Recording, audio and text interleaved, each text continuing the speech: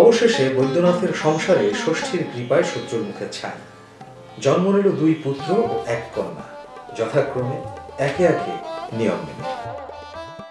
জয় ষষ্ঠী ঠাকুর, শত্রুরা কই এবার? সত্যি বলছি, কত মানত করেছিলেন, দেখো 3-3টে। ছাই তো শুধু শত্রুর মুখে নয় বাবা, তোমার মুখেও আনন্দের ধোঁয়া লাগলো। এ যেন কেবল সন্তান লাভ নয়, সমাজে মুখ দেখানোর সুযোগ। বৈদ্যনাথ যেন ভাবলেন, এবার তো তার সম্ভাবনার রথ চলবে দূর পর্যন্ত। গৃহিণী মোক্ষদা সুন্দরীর অসন্তোষ প্রতিদিন বাড়িয়ে উঠিতেছে। আদ্যানাথের ঘরে যেরূপ সমারোহ, বৈদ্যনাথের ঘরে কেন সেরূপ না হয়?